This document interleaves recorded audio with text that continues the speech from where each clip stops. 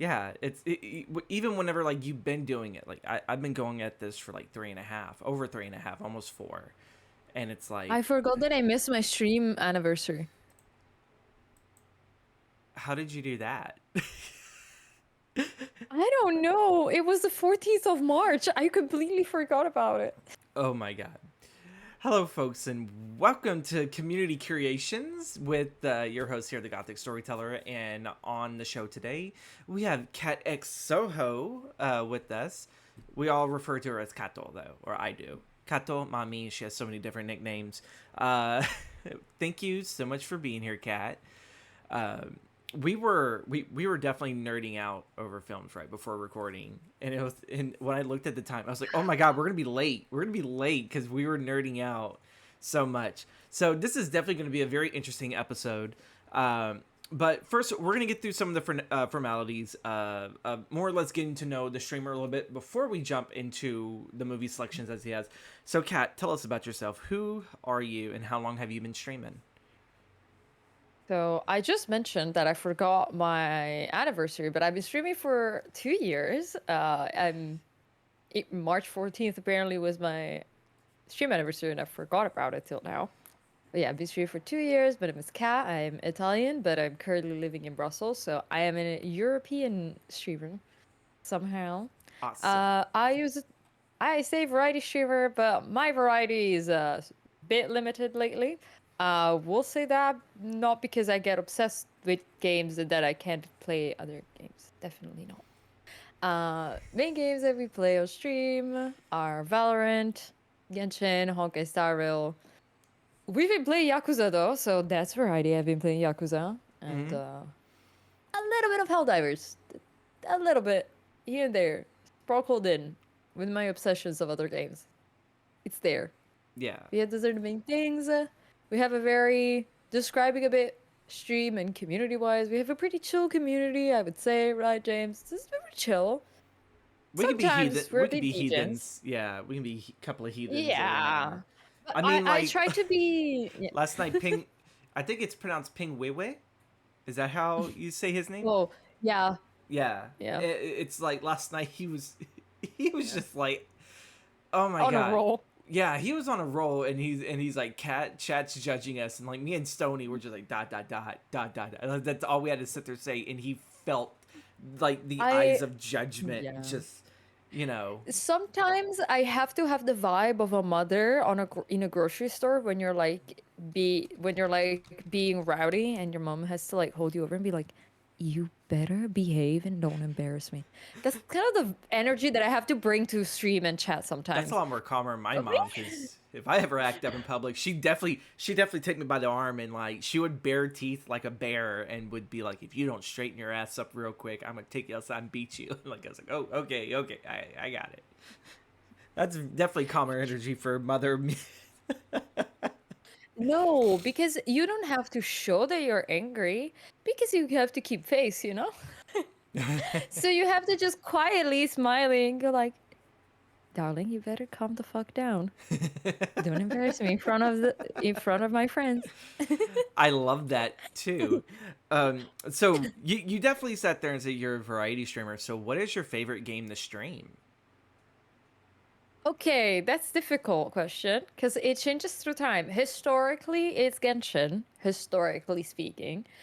But lately, I'll be honest, since I started playing Yakuza 0, I'm just obsessed with Yakuza now. I am still forcing myself to just play it on Saturday. Mm-hmm. But if I could, I would play it every day. That's the only game I would That play. that's But the that's wow. the hook. That's the hook game that's got you. Yeah. I felt that with Red Dead Redemption 2. I had wrapped that up last week in like in a 12 and a half hour stream, impromptu, because I thought I was like, oh, like I only got 6 hours left. No, I had a whole another 6.5. And everyone's like, you're not gonna finish it today, and I'm all like, I will, and I ate those words so badly that day, and I was so burnt out on Friday. Welcome in, Peng. But so we're gonna move on to your top three films. We go from three down to one, one being the most personal favorite. So the Mhm. first one that we're gonna start out came out in January 22nd of 1999 at Sundance. It's definitely the one that I've been promoting a lot because of the Youth Rebellion in the tag. Is LSC Punk, written and directed by James Meridino, which is a self autobiography while living in Utah from the filmmaker. Kat, why did you pick SLC Punk?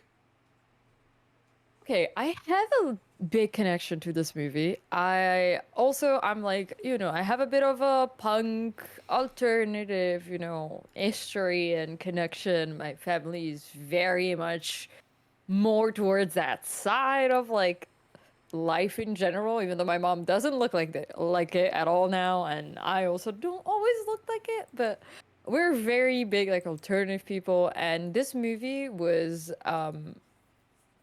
a big point of connection for like me and my brother when we were like younger and when I was still like more of a kid. Especially because a reminder, I was born the year this movie came out. Mm-hmm. So I have like memories from it from years later. My brother remembers it when it came out when he was a child. So that is one reason for sure. But there is a big connection of like this idea of like Salt Lake City kind of feel like it's a big city that feels like a small town, and Mm-hmm. there is this big like point of contention with religion, and it's the Mormon capital, let's Yeah. say, at least from my perspective. Of course, I'm not American, so I don't directly know the implication of Mormonism as much, but like there are like a couple of points and quotes, for example, from the movie that I feel I'm very connected to as someone that comes from a small town in Italy. Italy being a prevalently like Catholic, very religious like country. I was baptized Catholic. My mother is Catholic. My mom is like one of those cool Catholics that actually does good for people, compared to, she's not like a super close-minded person, but like there is like this quote that I actually marked it down because I think it's very like a big reason for my connection to this movie is like if you like you let me find it exactly. Let me find it. I have it in my notes. Um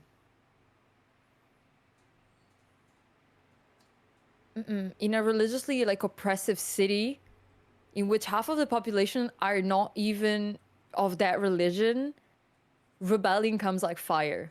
Because they're talking about rebellion, how rebellion in Britain is like, in a way, it prospers, and this idea of anarchy was like prospering, in that era that they're depicting. But in the fact that in Salt Lake City it was booming so much, and it was such a big part of like youth. There was a big youth connection through the punk movement and anarchy and rebellion, and how it was so aggressive, it was so strong, and the way they were demonstrating it was also so much more aggressive than like the British counterparts, let's say. It is so connected to the oppression that the this religion overall culture has put on them, and how I feel it because growing up in a place that is prevalently Catholic, being queer, being not always like the most confirmative person, being someone that doesn't really love, the corporate, the very structured way of living. I felt it. I felt it was very connected. I was very connected to it, and I'm there definitely is against like, conformity, mhm. Fuck conformity, man, Uh, but Yeah. you also mentioned a bit of the sibling relationship between you and your brother with this film. Mhm. I definitely kind of felt that with me and my sister. My sister used to sit me down when I was a kid and watch Beavis and Butthead. That was our sibling bonding moment, and I Mhm. used to laugh like Butthead. I have no clue what happened because I can't recreate that. I sound more like Beavis now whenever I do it, but like, yeah, I think that there is definitely something very moving when you go back and you watch something that is obviously something introduced to you by siblings. Like, I would also sit to say, I guess my sister also introduced me to the Never Ending Story and a lot of the 80s fantasy stuff that she kind of watched as well. Which, you guys can go back and watch last month when I interviewed my sister, where we did talk about the Never Ending Story, but we completely missed Mhm.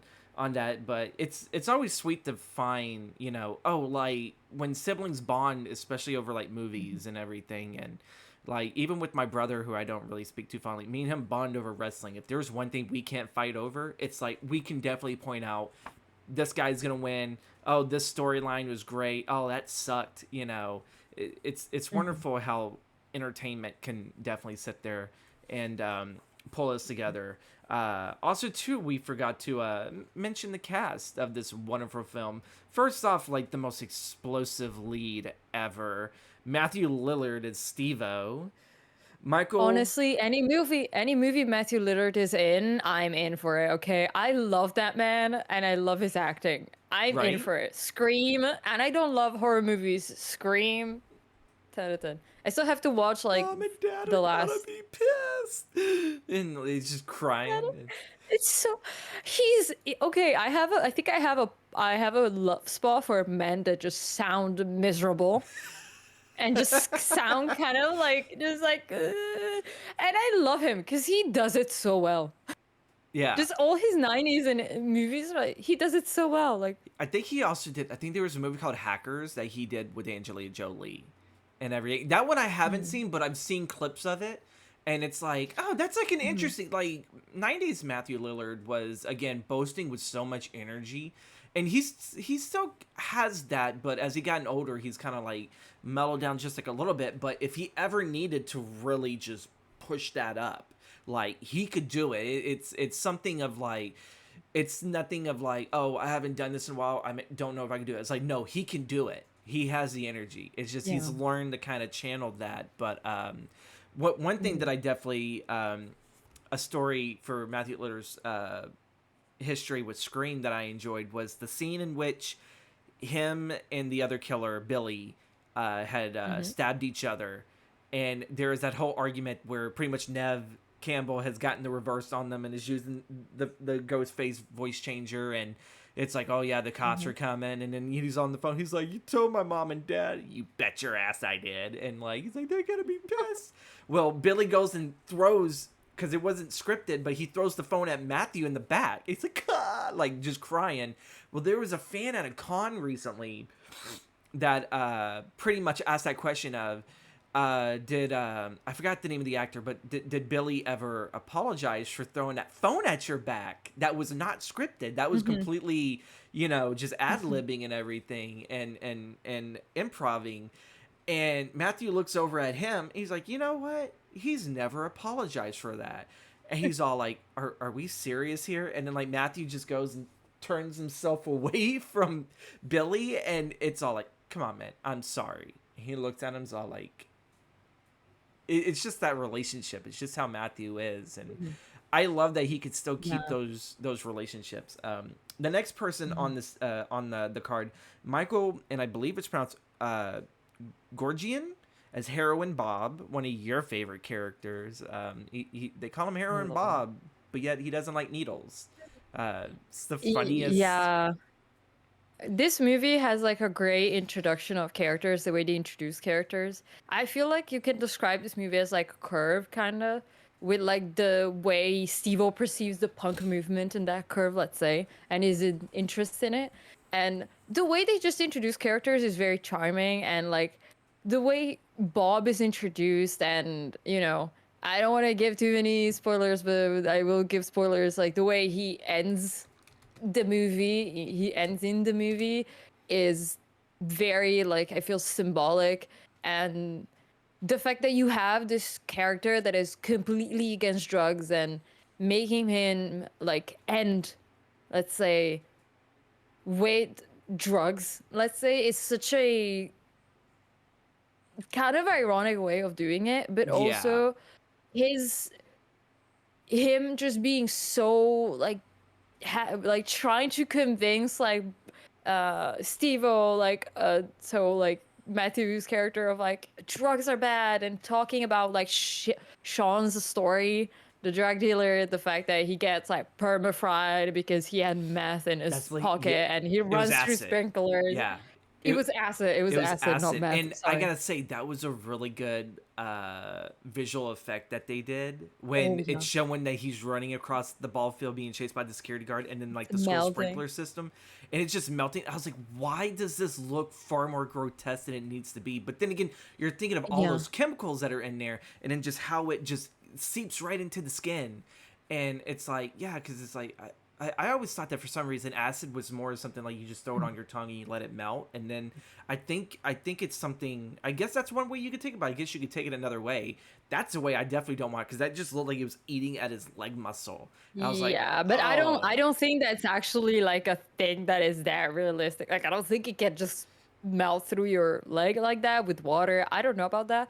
But all the acid trip like scenes, there's two. You have Sean's one with him seeing the devil in his house and his mom and that all like chaotic. I'll be honest, the first time I watched that movie, I had to turn away during the acid trip scenes because they're too much. And that one is like the first one I was able to digest. And we have another one later where he's like dropping acid with Sandy. He's like I love non Sandy's. non-girlfriend. Yeah, His non-girlfriend. And that acid trip, which is clearly like a terribly bad one, with like the river of like blood and him just like and the woods and everything is the way they're filmed are in and edited are incredible, I feel, because even like the camera, the way they outside of the shakes and everything added in editing, you see how they hold the camera while filming and the intentional movement they do to confuse it because it's not the natural movement that a human would make when yeah, like filming. It is so unnatural and it enhances even more the idea of like what the fuck is happening. And I feel like those two things are very like printed in my brain. And I couldn't even when I was like I'm not kidding, till not that long ago, I was not able to watch both of them. Sometimes I had to skip them because they gives like so much anxiety. I was like, oh my god, I hate it. But now I can. I've watched it enough time where I'm like, I know exactly what's happening here. It's yeah. fine. It's like it's some of the best, especially whenever he's looking at Bob. He's like, "Hey, man, you're Jesus." He's like, "What?" Hey man. It's like you're walking on water, and it's like, oh, it's a fucking And snow. And I then like I Bob's love like, the little turn with his little horn and him just turning around, looking at water. The way he moves is just I love him. it's amazing. It's amazing. Also, too, Sis wanted to add to the Matthew Lillard talk. He was amazing in Mhm, 13 Goes. He is. He's the reason that film's even watchable and everything. I mean, when you look at the basis of the plot, like, it's stupid. It's like, really, there are two things you go to 13 Ghosts to watch. One is the ghost. Second is Matthew's acting, because he hams it up. Like, it's like Steve O, but cranked all mhm. the way up higher. And instead of just like the FU conformity, it's all like, no, there are ghosts and you can't see them unless you wear these special glasses. And it's like, okay, Mm-mm. Matthew Lillard has me sold on this movie. He's sold me. You know, this is the. It's not Monk and it's not John Mhm. Rice Davies. It's. I think that was John Rice Davies. I was like, no, it's Matthew Lillard. It's like the second youngest guy or whatever in the film. Jason Segel as Mike, which we have discussed and everything. Two Yeah. people really only know Jason. People only know Jason Segel from two different uh, points. Probably either Salt Lake City Punk, or you've seen him from How I Met Your Mother, where he plays the main character's best friend. Mhm. And I know he has been in other like TV series and in other stuff because I have seen him. Do I remember them? No.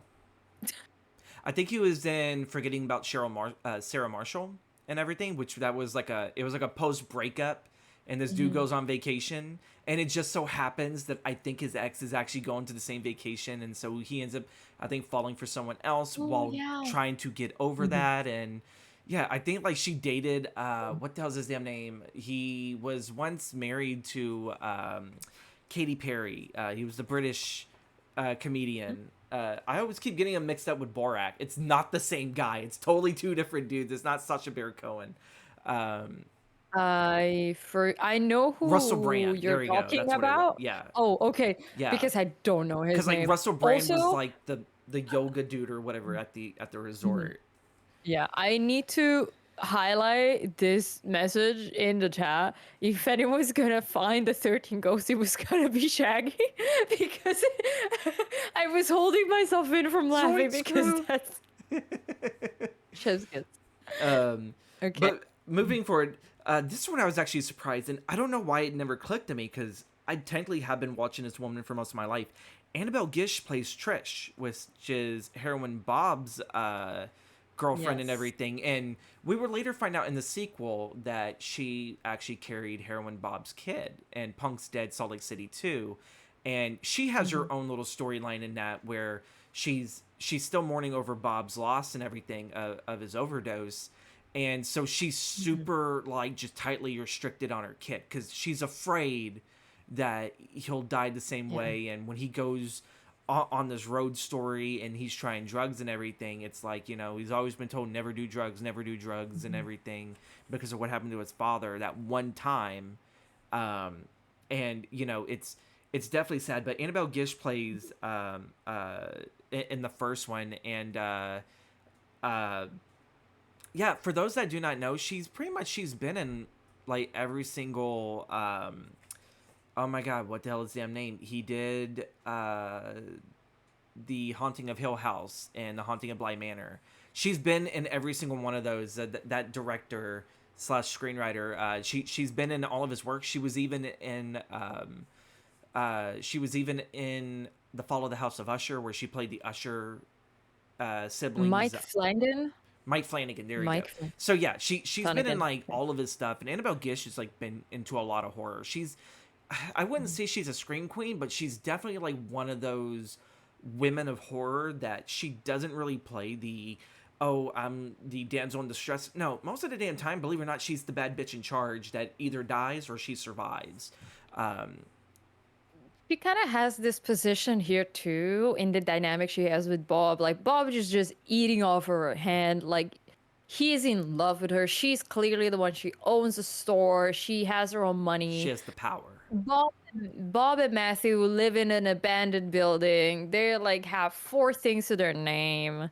They just like they have Reagan's face in a dartboard with the width of a swastika on his forehead. Like they just have records and beer cans. That's it. Yeah, Like that's all they have. And she's the one that kind of structured him.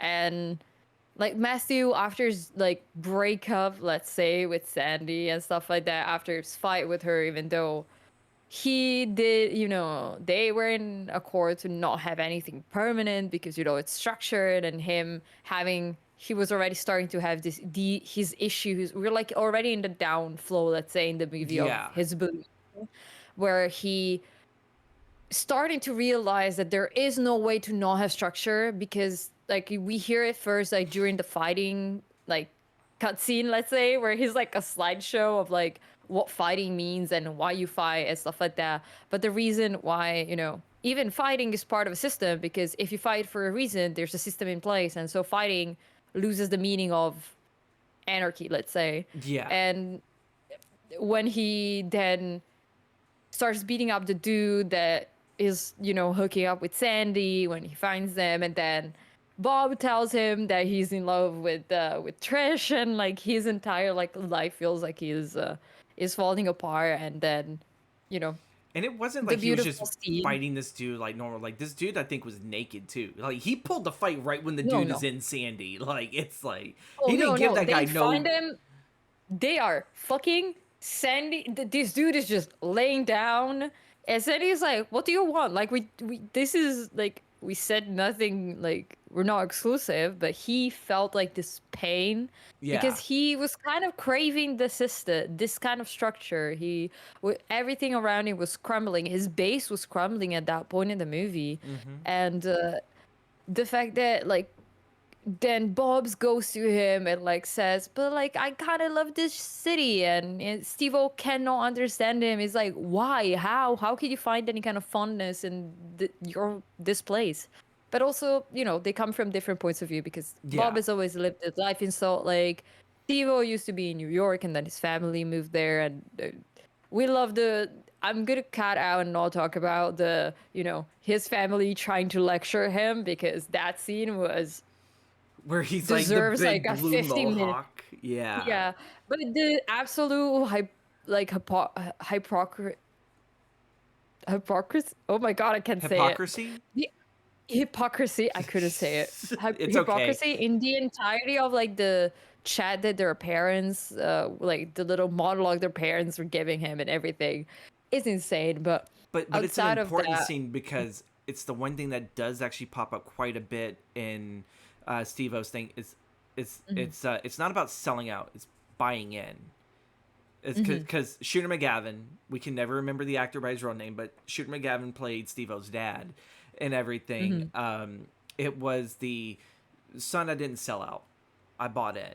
And it's another mhm, thing about, just selling out, like, is really selling out bad and everything. And mhm, that is like an argument that is for when a whole podcasting, because you can cover any sorts of media with their topic of, you know, what is selling out and what is buying in, all this other stuff. mhm. And Steve-O kind of just starts realizing throughout the film that one moment of, um, like you don't have to sell out, um, or you don't have to be considered a sellout to like go against conformity or whatever. Because at the end, when Steve-O loses Bob and he shaves his head, he loses the crazy hair and and the dye, and he decided to Mhm, go to law school, like what his father wanted him to do, and his whole family. mhm, It was more like he learned mhm, a different meaning of punk through what Bob was trying to, I think, expel onto mhm. him and everything. Because as neurotic as Bob is, Bob was very smart. You know, Yeah, and he was a also very like smart I think, character. mhm, I think it's also an important thing to mention that, after Bob's death, Mm-hmm. we find out like it was Bob who who like made Steve who discover punk. They were just nerds playing D&D. They were meeting for like their weekly D&D session, and Bob was like, fuck with the nerd with this nerd stuff. Let's listen to punk music. And like he was like, we were posers all along. There is no way to be a Mm-hmm. poser." And I think this question pops up in his brain, like this entire like monologue, and then before during the party, uh of, oh my god, I forgot, Brandy's, like Brandy's birthday party, which is the girl that he afterward meets. She brings up something of like, hey, but why do you waste your time trying to Yes. look punk? And when when she explains rebellion, it's like rebellion is something that comes from, happens in the mind. There is no way to explain it. There's no way to show it. And her saying this, I think it's already like before even Bob's death. That's already, Yeah. he's already converting. He's already like, after seeing the bullshit of the other dudes, they were like anarchy, this and the other, and then like they didn't need to explain things. They didn't need to see if, like, the only thing that he had this realization with her, and then the moment Bob dies and he realizes, bro, I was just in it because I came in with in this world because my friend was there and because we found it cool. Mm-hmm. So he was just a poser as much That's as a better way of everyone else really. he was accusing. Yeah. He was just as much of a poser as the people he was accusing of being posers at the beginning of the movie, Yeah. when we established what punk is in Salt Lake City, for example. And him, for example, turning away when they find Sean in the street living, being homeless, Yeah. because he couldn't find a job or anything, because he was completely fucking insane and fried. He Yeah. was. Yeah. Because Bob was one that ran into him, right? I believe Bob was one that No, ran. Was it Steve it was then? Sean. It was yeah, it was Steven with the Sandy. They were together, and then when they turned away, he had this feeling, and I think when at the end we see, like, we have the conclusion of him being in the suit, being like, yeah, now I work as a oh god, my brain. My brain just It was supposed to be, I think, like a an attorney. He's an attorney or yeah. something similar. Oh, He's just, well, before that, I think he was trying to get a job, and I think he tried to get a job like a lingerie store, and like oh yeah, you no, could no, get, or Sean, it, Sean. I was yeah, talking Sean, about because Steve Sean at the end. was trying to get into like the boutique stuff. Um, Yeah, and then they ask him, "Do you have experience with women clothes?" What do you think I am? Like, I don't wear women clothes, and I was like, "Yeah, yeah. you are fine." But I think it's a good callback afterwards when Steve-O goes into law, and then you see him, as a lawyer and Mm-hmm. everything, and he goes in and is like, "Hey, now I can like destroy things and protect, basically like Yes. protect people from the inside." I think like there is like when the fact that they show, also I love that the fact that they didn't just leave Sean's story at that, like him dropping acid, Mm-hmm. but they also brought it up afterwards when he was out of prison, Yeah. and he was homeless and everything like that. I think him seeing Sean was a big wake up call of like, this doesn't bring anything, like we're not doing anything good. And the Mm-hmm. fact he turned away from him and everything, and the acid scene comes right after this, the acid scene between Steve-O and Sandy, Yeah. when they're like in the park in the forest and everything. And then I think that is a big, like, I think that's a big motivation, like in the drop of like, okay, fuck it, I need to leave. And him afterwards going into law and Mm-hmm. him, buying in, as you said. I still think the father is not, mm, like, the father using the term buying in is, he was from the baby boomers, and so for them, they were believing on the, if we believe hard enough in peace and love, that we wouldn't have to deal with the wars. But obviously, peace and love had failed because we're yeah. still in this world, and so that's something juxtaposed to what Steve-O believes with the punk movement. It's like, I'm not a fucking flower child and everything. Your movement failed, but my movement will fucking succeed. Hmm. But look at where it got him. Look at what he lost and what he saw. But, still he was like, I am going to make a change, but it can't be like that. I have to evolve. And then yeah, it does come to this, like, this whole time I was a fucking poser and everything, because he was highly critical of everyone. And I mean, he was even critical to back when the punk movement was making big waves in the UK, where, anarchy in the UK is like, what the fuck does that mean, anarchy in the UK? It's fucking stupid. He was so heavy critical with everyone else, but the moment that it started really hitting him, he had to self-realize, you know, I'm being as critical with everyone else, but not with myself and everything. And yeah, but Brandy's the one that definitely opened up the eyes, and she was definitely poking all the holes in his philosophy to the point that it did get his brain thinking. And then of course seeing Bob lose, that was kind of like the last stroke that just, it's like, Yeah. this is where you need to get your shit together, mate. And I that's it. think, yeah. I think Sandy was like the wake up call of being like, okay, I have to look at this in a different perspective. And then of course Bob Dess was like, I am done. I am out of it, because Bob was the reason why he was in the first place. Yeah. But I think like if I think last thing that I kind of want to mention about the movie is like a specific scene, which is the scene when they're in the middle of, like, I don't know where they are. They're like in the middle of fucking sand, and it's just foggy as hell. I don't I know where they I are. think I know They which. don't really establish. Yeah. Yeah. And it's just the van where they were walking over, and in the background you have Bob and Trish kissing and being in love, and him just being, yeah, please just keep being happy. Don't pity me, because I get off of it, stuff like that. I don't know, like him being like kind of self-deprecating, and his reason of Yeah. like, yeah, I thought I was in it with my buddy, and now I feel lost because he had like just lost Sandy, kinda, in a way where he was like, fuck, what I thought was like something stable in my life, I just lost it, and Yeah. it was all my fault for losing it. And the fact that like when he was like talking about, before this scene, he was talking about they were like testing out to see if the devil, like blah blah blah blah blah, which was the dumbass thing, but like it's fine. And he was like, no, the devil was with me when I beat up that guy. It is my Mm-hmm. need for structure. That was the devil. It was there when I saw like my dad hooking up with like, oh my god, his dad is like a whole fucking Yeah. conversation that we're not talking about. Yeah.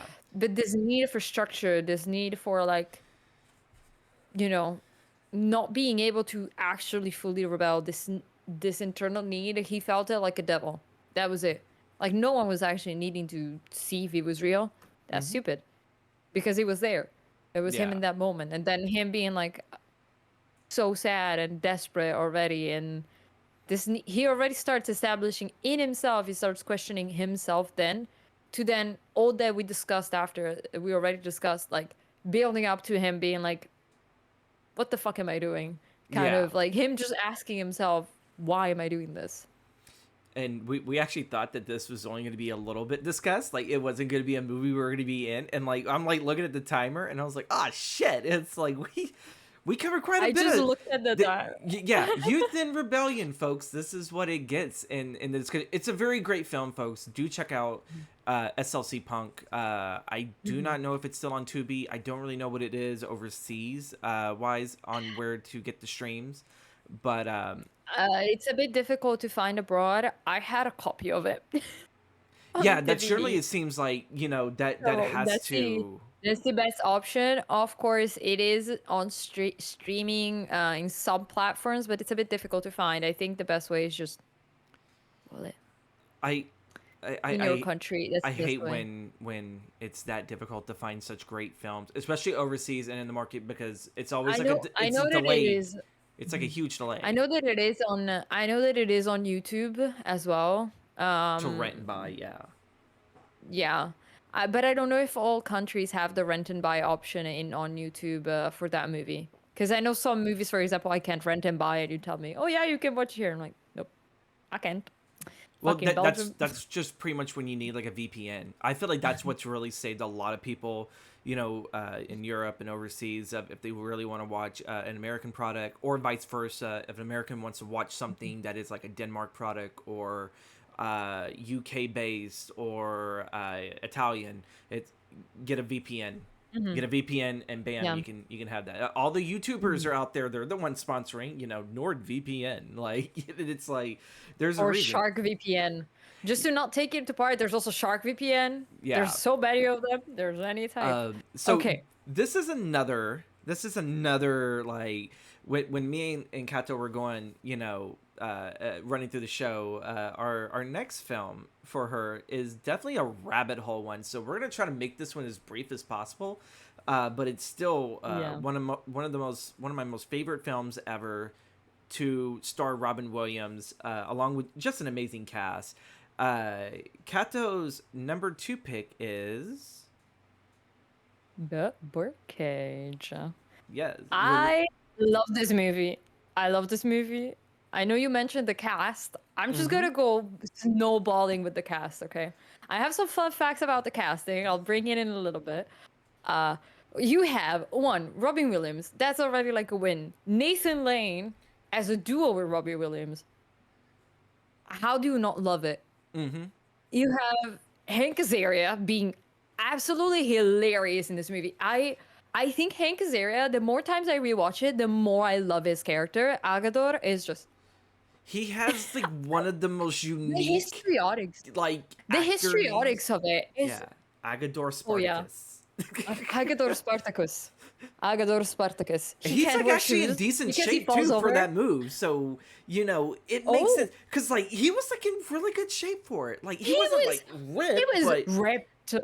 No, he was pretty well, ripped. I didn't And also see. the I didn't amount look of at the abs, ass but I in looked this at those movie. legs. Those legs of his. I was Oh like, yeah. man, those calf muscles. And I'm not really a calf muscles kind of No, guy. no, But his chest is huge. I'm like, the fuck, he's built. And then, of course, you have Gene Hackman and Diane Wiest on the other side. the Republicans, The pretty much. Republican. So, okay, let's say, like, let's defining it a little bit. You have two sides of the story, two families. You have Nathan Lane, Hank Azaria and Robbie Williams. Let's say Hank Azaria is like the He's like the the third wheel in that houseman. relationship. He's the houseman. He keeps the house. He's like the maid of the thing because he takes care of the house. He doesn't cook because he doesn't know how to cook, which is also a whole other thing. I will talk about also one of my favorite scenes that is improvised and is just an accident ever. So which I just thought about. I didn't even write it in the notes, but I love this movie so much. I could talk about this movie for 3 hours, but then so that side you have Nathan Lane and Robbie Williams play as a gay couple that Robin Williams owns a drag bar, and Nathan Lane is kind of the star there, the drag queen star there, called Starina, which also I could watch a 2-hour show of just Nathan Lane in drag saying jokes. I'm not kidding. Every time they cut away from that scene, I'm like, give me more. Because he's like, oh, I went shopping, I bought this muff, and then pulled out, it has accessories, it has the tail. And he's like, oh, I didn't kill him. Come on.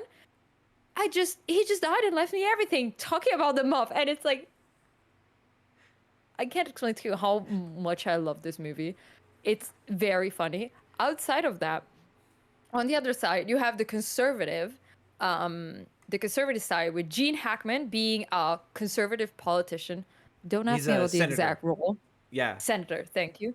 Diane Wiest, and you have these other side, and the reason why these two families are connected because Gene Hackman and Diane Wiest have a daughter. I don't remember the name Clarissa of the Flockhart two played actors. Barbara Keeley. Yeah, And Barbara. and Dan Futterman played Val Goldman, which is Wow. Amand and Albert Yes. Goldman's kiddo that they raised. Yeah. It is Armand's child and of course Albert's child as well. But of course, like the reason, why they have a child is because Robbie Williams hooked up with another character, fucking Christine Baranski. Christine Baranski is in this movie, okay? This should already be like a win for this movie. And she is his natural mother, but she has Yeah. never been part of his life because Robin Williams or Ormond has always like Yeah.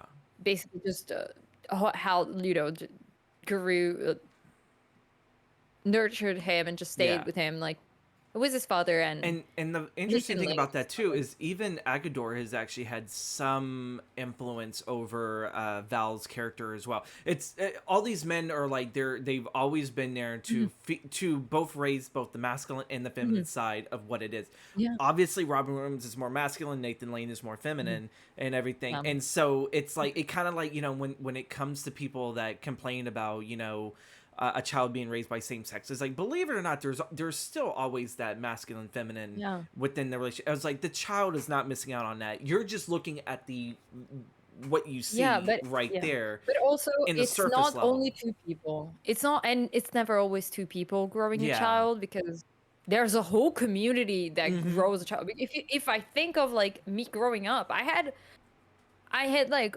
friends of my mom that just are like grandmas to me because I was far away from like most of my grandmas, and one of my grandmas died when I was like I was 9 years old. So Yeah. and the other one hated me. So, but Oh or my like my God. aunts and uncles are all far away, so I had other connection with other parts of Yeah. my family.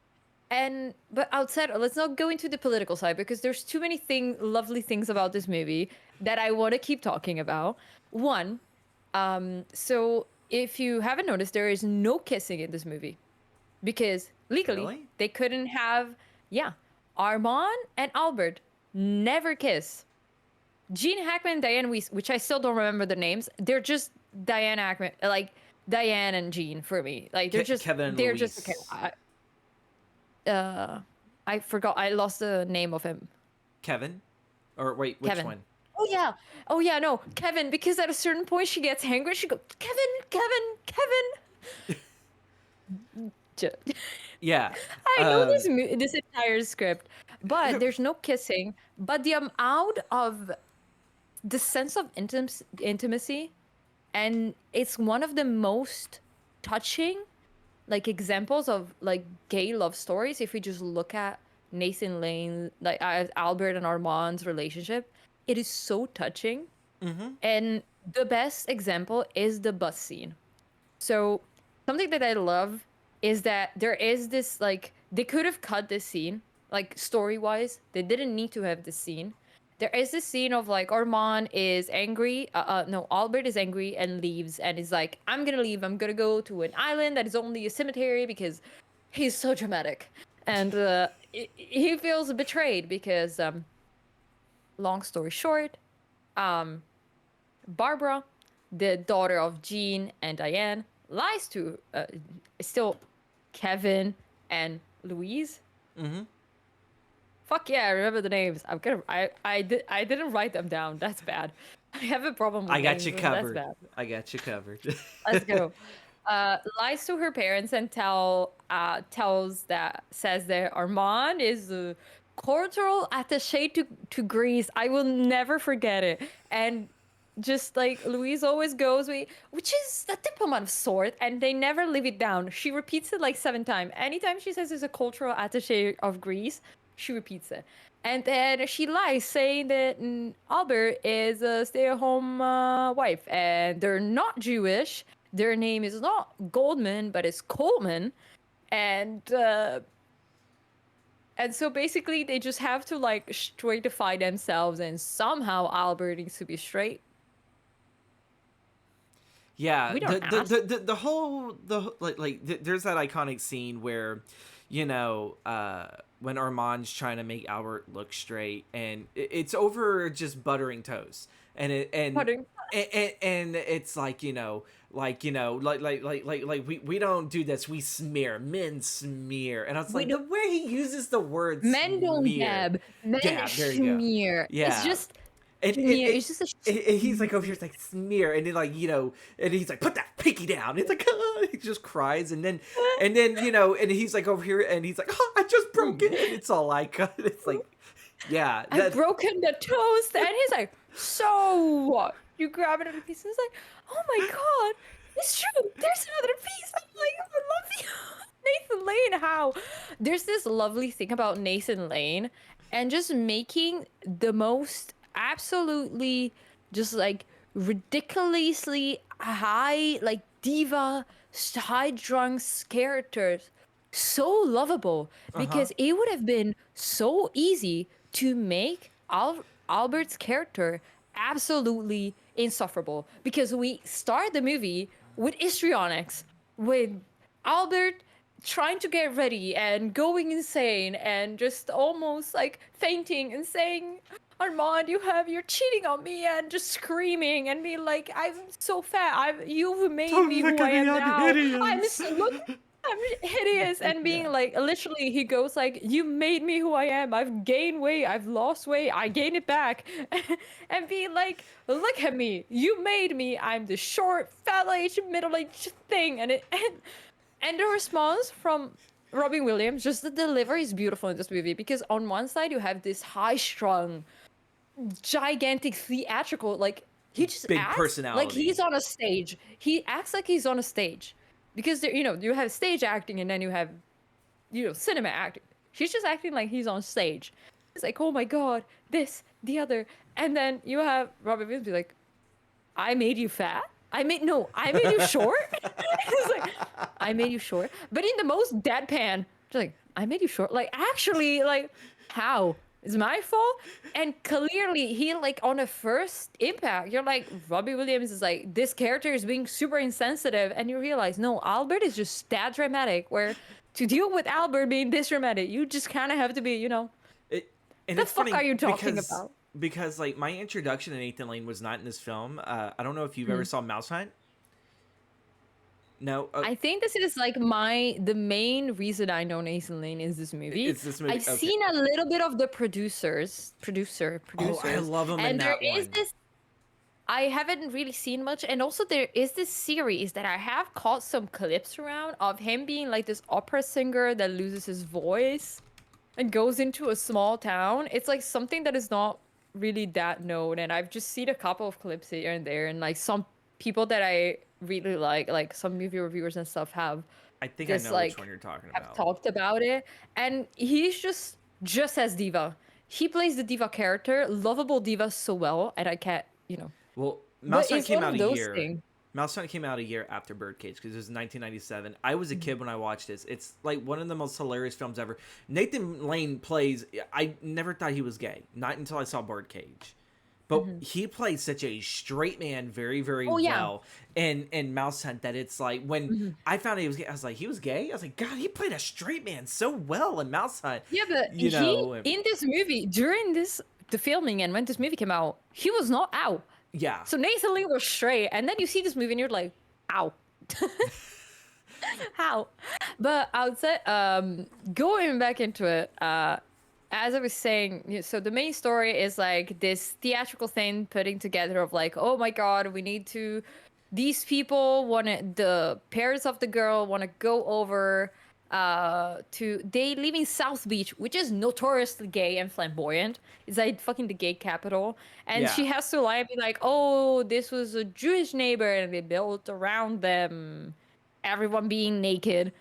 All men and women being in thongs and their boobs out.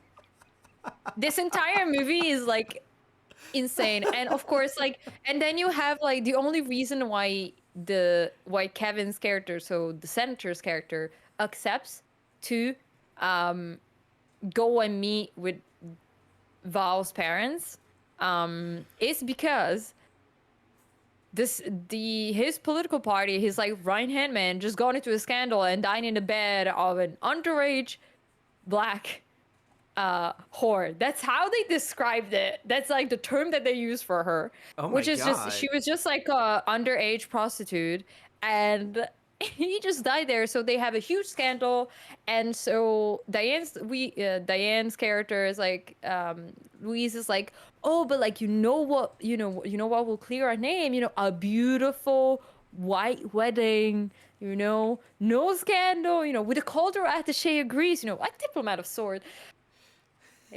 I cannot use that term together. And so they accept it, so they have to go have dinner at Albert's and Armand's house, which is very gay and very flamboyant. But as I was saying, now that we have a background scene, what happens is Val, the child, wants Albert to not be there for the dinner and for Armand to invite Christine Baranski's character, so his actual, his birth mother. Yeah. And there are a lot of histriotics there that I'm not going to get into because this movie is very funny, and I think guys, you should just watch it because it is worth it every second. I've watched it 1,000 times, still laugh and cry throughout this movie. I watched it last week, and I still laughed out loud at this movie. I've seen it like, I think 70 times by now. The scene that I think the most touching scene, and the reason why I started into the tangent of trying to explain, the main plot of the movie, is basically Albert finds out that his son, his piglet, as he describes in Val, doesn't want him there and doesn't want him to meet the family of, his future wife. And he's distraught. He decides to leave. He goes to the bus stop, and Armand, of course, like knows that it's important for his son, and he knows that Albert is not the most passing straight person, and he goes there and is like, okay, listen, I want you to be part of my life, that I love you and everything like that. And at the beginning of the movie, Albert is like, you own everything, I'm just a toy for you, and during one of his meltdowns, and it's like, I want a palimony agreement because I'm nothing here and stuff like that. And Armand goes to him, it's like, here, this is your palimony agreement, I want to share half of my life with you, actually take everything, I don't care. And this scene is so touching. It's such a moment of like, he does really care about Albert, but he can't do it. He doesn't know what to do because he also doesn't know what to do. He's torn in between appeasing his son, but he loves this man so much, and he that's his love, the love of his life, but like he doesn't know what to do. And even with Val, before, he has like this whole discussion of like, I don't want to change who I am. Yes, I am a middle-aged gay man, but he knows who he is. And I have like the whole sentence here, but he uses the F word, of course. I'm not gonna use it because it's I use it on my stream because I felt queer, but I don't want to just say it out in every stream. But it literally says, I am, and I needed 20 years to get here, to be proud and gay. And I'm not going to let a senator destroy that. Yeah. And yes, of course. And they use the term, they use the EFSR law in this movie, Yeah. which I appreciate. I personally appreciate because they use it in a way that is perfect. It's reclaimed in this movie. It is clear that it's reclaimed. It's never used as a slur. It's used in a way that is just, it's used to punctuate things. Yeah. It's used to give gravitas to what you're saying, because I think if he says I am a middle-aged gay, it doesn't give the same, Yeah. it wouldn't have given the same faction. Still, after having this, outburst to his son, and then going to Aubrey and be like, listen, I'm a great director, you're a great actor, we can make this work. And Val having a meltdown, we can talk about Val being a shit son for a long period of time. Mm-hmm. I'm gonna leave that there because he's a horrible fucking son in this movie. He deserves to be slapped because you My are Nathan making a Lane or mess. Robin Williams? Which one? No, Val No. I is being mean, a horrible. because you said Worst. slapped. I was like, by who? Nathan Lane or Robin Williams? Which one gets the smack? Honestly, Robin Williams should, like, actually, because the way he comes in and once his parents just actually wants to include this woman who's never been part of his life and being introduced as his mother, like, just say the mother is on holiday visiting family, which they start doing, and then Nathan Lane is dressed as a woman. And no one bats Yeah. an eye. It's Yeah. beautiful. So we are going to wrap this up with the writer and director of this film. We'll just leave it here of this actual small excerpt because, again, this is a wonderful story and it was put well together by the writer and director. Mm-hmm. We also got to give props to the producer, but mostly it is the writer and director's relationship at hand, which I believe is what makes The Birdcage such a wonderful film, from the writing and everything. It's not just the actors, but it was the writing itself that was amazing. So it was directed by Mike Nichols of The Graduate fame. He's done. He's definitely one of the big like new Hollywood era directors and everything. You probably have seen his name pop up quite a few times. And Elaine May. So this was a film written by a woman. This was I will have Kat say in French what the that this movie is based off the play. What is the proper way to say it, along with the author's name? I don't remember the author's name. This movie is based off another French movie that also comes from a book, that also comes from a theatrical release as well, called La Cage aux Folles. I also don't know well French, so I could be mispronouncing it. It's Jean Poiret, I Jean believe. Paul. Okay, Jean Paul. you figured as much Edgar Allan Poe I've read, I would know my French, but I don't. But Mike Nichols, a little bit of background. Mike Nichols and Elaine May actually worked together as a comedy duo back in 1958 to 1962. They were a huge powerhouse. They had only 3 comedy albums within that span of time, but they definitely redefined the genre for comedy of that time. And this excerpt is from Double Jeopardy, Mike Nichols and Elaine May, written by Gerald Nachman in 2002. Nichols said that for him personally, the breakup was cataclysmic, and he went into a state of depression. I didn't know what I was or who I was. It wasn't until 1996, 35 years later, that they would work together again as a team. When she wrote the screenplay and he directed The Birdcage, it was like coming home, like getting a piece back that you thought you've lost. And I definitely feel that with the characters, very much so. If you guys have, for some of the older audience members, if you guys were interested in that, definitely check out a lot of their comedy. And it definitely makes me want to sit there and check them out. Because apparently when he did The Graduate, because Mike had a background in theater, as well as Elaine. They were they were a theater director, and she was a playwright. And they ended up crossing over very perfectly into the film world. She kind of like stopped right after the 90s of having a career as a screenwriter, and then picked back up later, like in the 2020s, with her work, but she mostly had done television, where Mike was like a rising star in cinema. You know, he was knocking it down with Graduate, and then I think there was like Seal the Deal or something like that. He had a huge long list of wonderful comedy romances and serious dramas, and with The Graduate being one of the first ones, 5 years after that breakup, that comedic creative breakup, I have a deeper understanding now of just the kind of character that Mike and them must have had written for Dustin Hoffman's character, and that essentially what it was it was just that the depression, like he felt like he cut something super important out of him, and now I don't know, to me it rings even more true. I love The Graduate. I identify a lot with The Graduate. Not that I've slept around with a bunch of ladies that are like 20 plus years older than me. I haven't. Farthest I've gone was 30 when I was like 25. But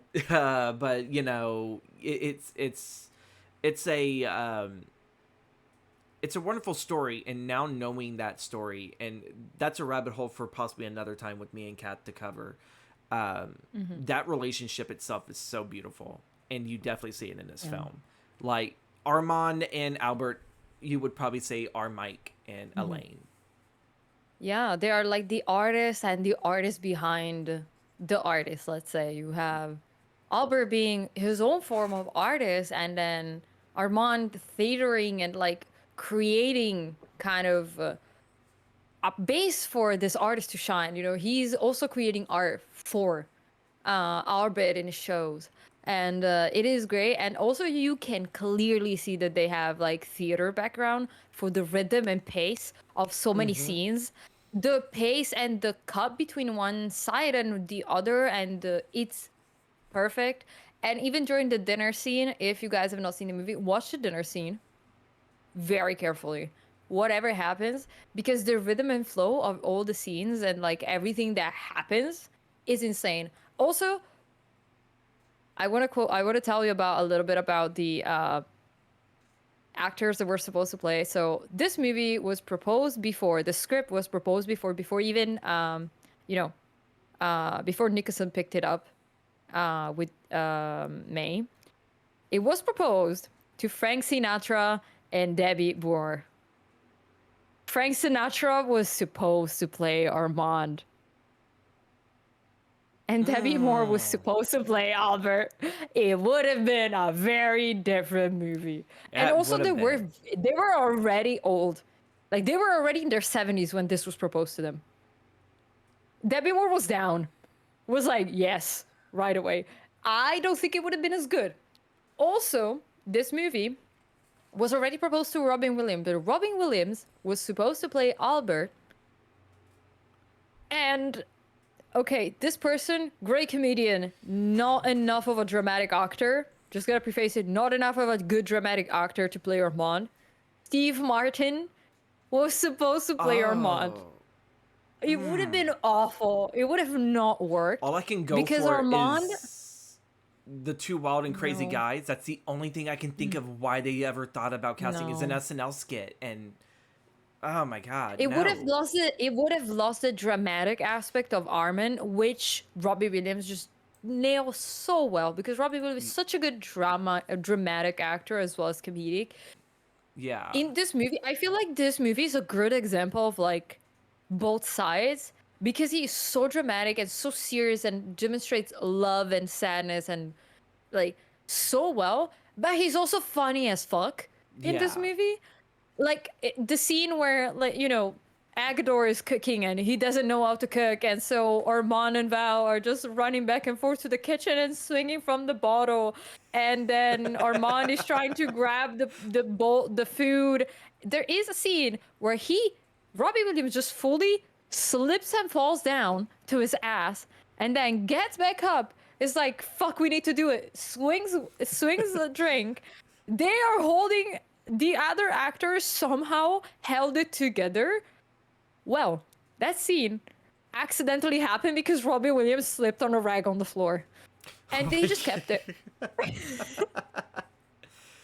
Oh my god. It was so wonderful. But yeah, those were the two fun facts that I have, which honestly, I'm glad this worked. It's like it did. it's I good. could not change anyone in this movie, honestly. It's good that you mentioned it because there is another Robin Williams story that we'll tell later on with the next one. Mhm. So would we actually now just say this is a personal favorite? I think so. Because I I feel think. like we may go through what was number one pretty quick, but Mhm. I really do feel like the love and everything for this. But we are gonna drop. This is the first time that we've ever done this. An honorable mention. So Mhm. Kato has actually seen the original version of this. I haven't seen this film whatsoever, but it's a very interesting Miyazaki film. We're gonna quickly breeze by this one real quick just Mhm. for the sake of time. Mhm. The Wind Rises, which came out, I think it was July 2nd of 2003. Yeah, I have no clue Yes. why I wrote 2023. That was a goof on my part.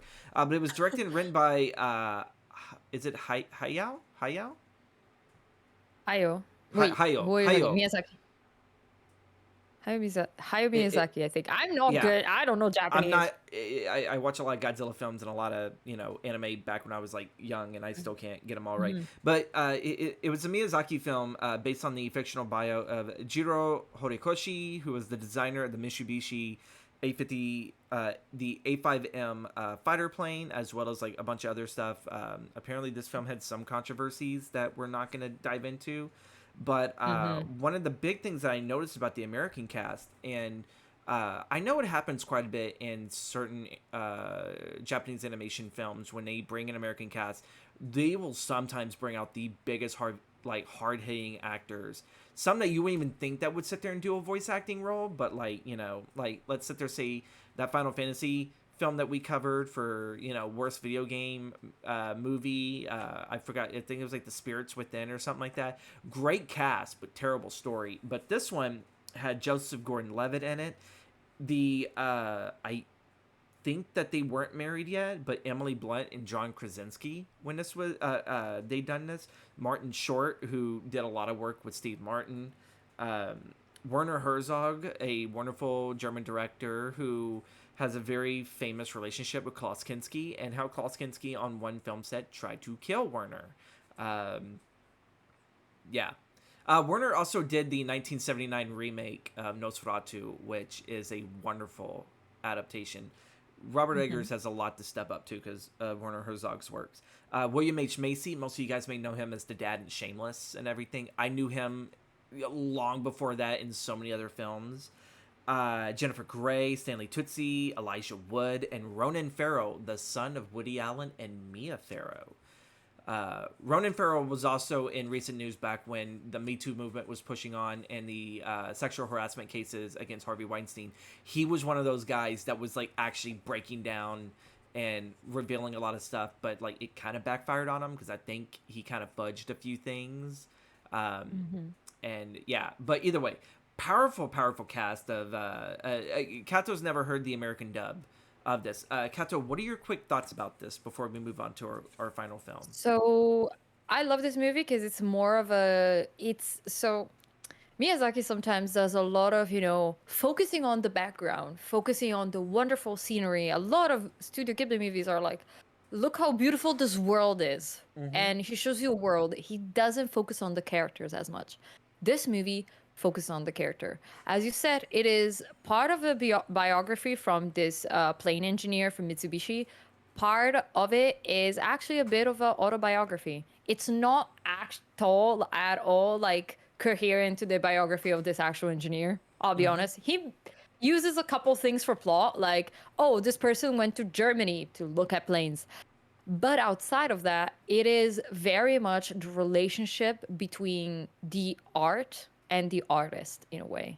And the amount of effort that Jiro as a character puts into, he's kind of marrying his art. He dreams his art. His love for planes and planes engineering, it is so interconnected. And of course, there is also a very tragic love story in this movie, which I don't think is like the strongest point of the movie. I think that's a little bit weird because the character is not super emotional.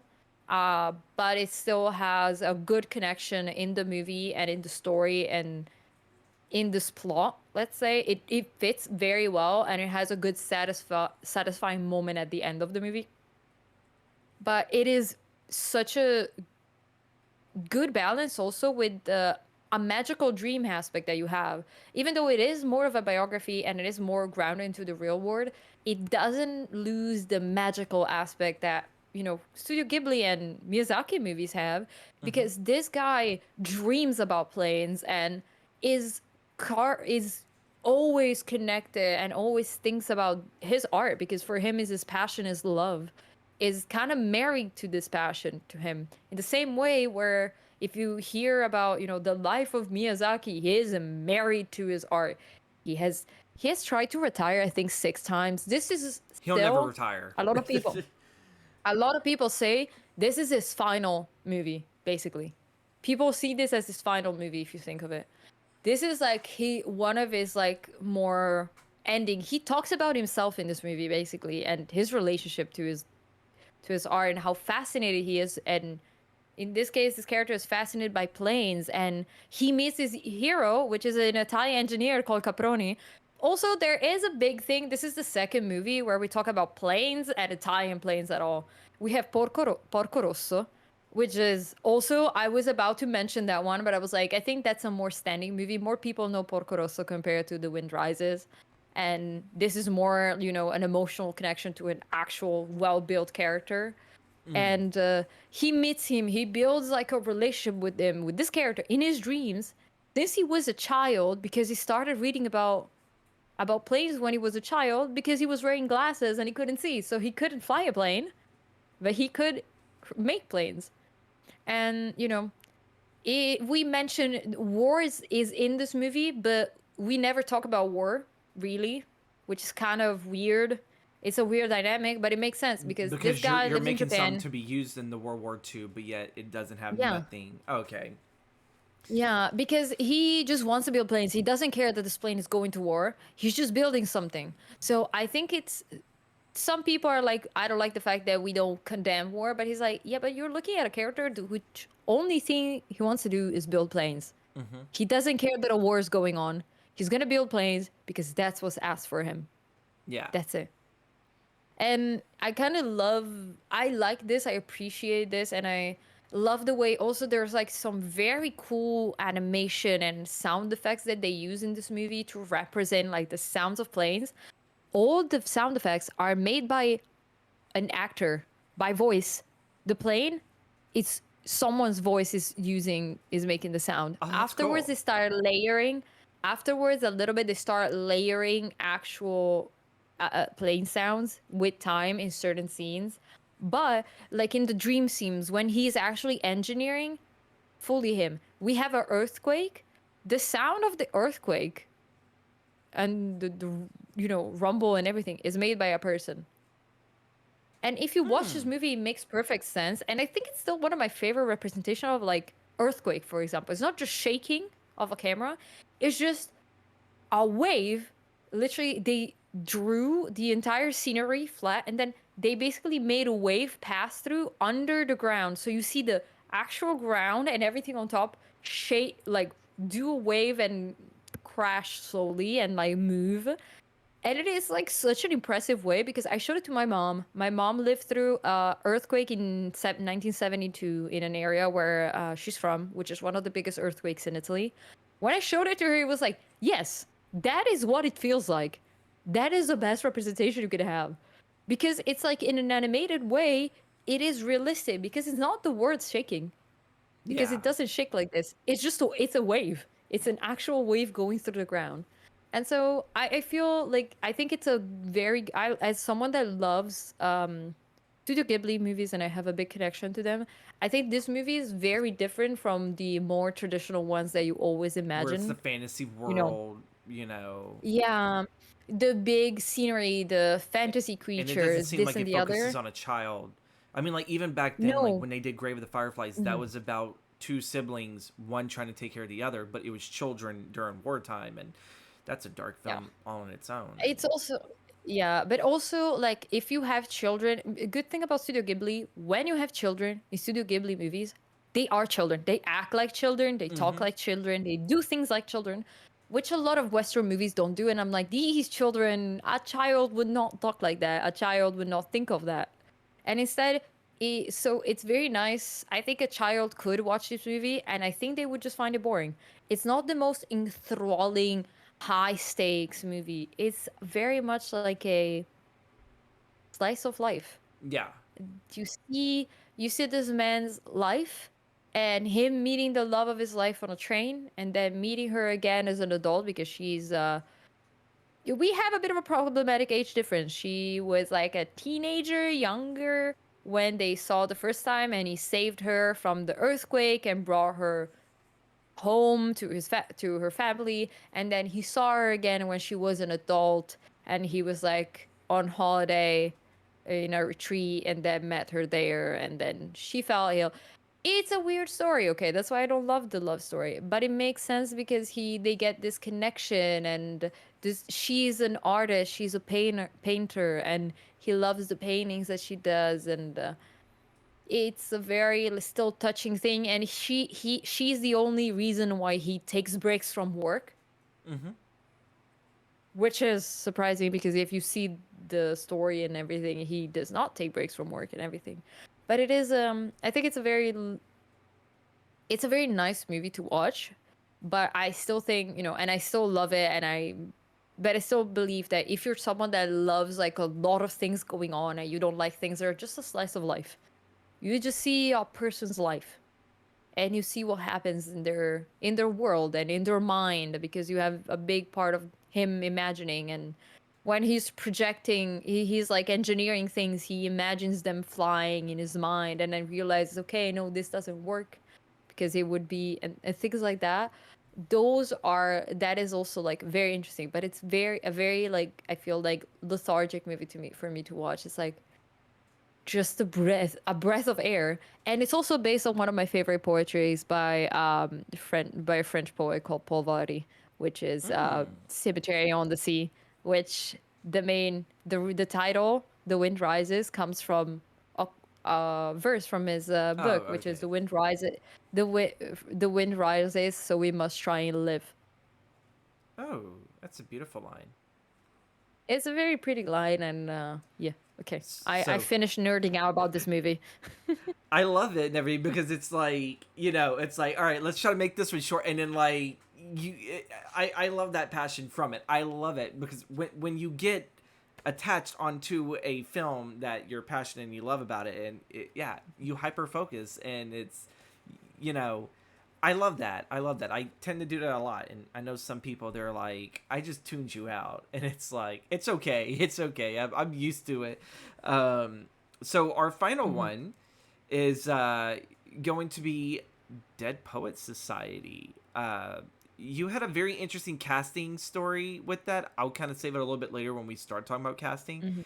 But it was released June 2nd, 1989, directed by Peter Weir and directed by Ian Schulman. Peter Weir, before this, was known for Witness. That was the first film I saw from him. That was like a Harrison Ford Mhm. film where he has to protect like this Amish boy who saw like a murder, and so he goes into this Amish community. A retired director, but uh, did I say Ian Schumann? I meant Tom Schumann. Tom Schumann has another big credit because this is a Disney movie. This was directed by or distributed by Buena Vista Pictures, so this is technically a Disney film. But the screenwriter of this did Honey, I Shrunk the Kids. Yeah, Sorry, what? yeah. He wrote That's Honey, a I Shrunk the Kid. departure. Yeah, he wrote the screenplay for it. He has like a whole bunch of interesting films. Her Cat Dead Poet Society, Cast, and I Need Answers. Oh, I was taking my headphones off. Well, you're gonna have to stick in just to learn this. So the casting is Robin Williams as John Keaton, Robert Sean Leonard as Neil Perry, and Ethan Hawke as Todd Anderson.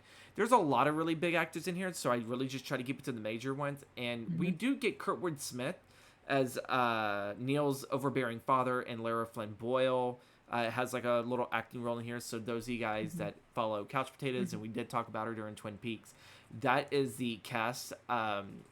Take it away, Kat. Why is Dead Poet Society your number one? I feel like it just makes sense for me to love this movie. if you look at all the movies that I like and the movies that I mentioned, there is a lot of mentioning of passion, art, artists, and and also I love Robbie Williams. We all know I love him. He's like one of the actors. I don't. It's I can't say I have a favorite actor because I don't know actors. We all know I'm terrible at knowing actors. She I goes to know me like when very she needs the actor's name. yeah. I'm like, do you know this person who did this movie, but also this movie? And they're like, yes, this. I'm like, thank you. I already forgot the name. Write it down for me. And but I think this is outside of the fact that I forgot that this also counts as a Disney produced movie I didn't know because that it's either. so because this movie is so joyful and dark at the same time. It is insane. But there is for me, I am a literature nerd. I have an English literature degree. So of course I'm gonna love a movie that is about living literature. It's not just about reading a book and studying it. And of course it is we're talking about John Keating, which is Robbie Williams' character, being this kind of rebellious literature teacher in English literature teacher in Cambridge, and trying to encourage his students and trying to live this literature and trying to be more involved in literature, in also you know picking up and giving to them this kind of idea of the carpe diem, which is seize in the day, living in the moment, doing things because you just want to do them. Yeah. And him just being a bit of a rebellious figure for them, for these kids living in Cambridge, in an era where university was still very closed off, very structured. I don't know exactly the years this is supposed to be in right now, but it's still you can still feel that there is this closed off nature Mm-hmm. in the teaching and learning system in this book. And it is in this book, in this movie. They talk about books. It's uh, poetry. yeah, You they get talk about you books get the lines crossed. It's okay. and go the line cross, but it's the amount, this form of like desire to make people live literature and to live literature is something that inspired me a lot. And I saw this movie when I was like in middle school, and then in high. Actually, I think I saw this in high school, not middle school. This is a bit heavy for a middle schooler. Um, it's a very heavy. It can be a very heavy movie. I think for me, it's very emotional. That's why I really love it. Because this idea of doing more with literature, doing more with art in general, because seeing by students most of the time, literature is seen as something that you have to study. Mm-hmm. That's it. He's taking it and being like, no, this is art. This is something that you can take, put in your life, and you can just live this. And I think the Dead Poet Society, the society that forms them meeting together, discussing and having this connection is very inspiring, and it's something that you can see is bringing everyone that is part of it joy and is pushing them forward, and having a bit these two characters of Todd and Neil, and them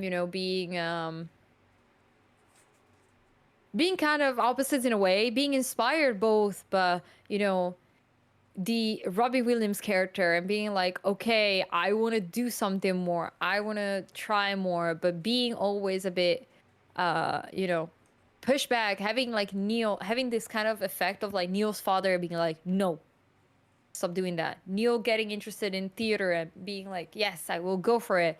And then talking to his father's fight being absolutely not, you cannot do this. And him just the fact that he's deprived for his passion kills him. Yeah. That's what happens. That's what happens.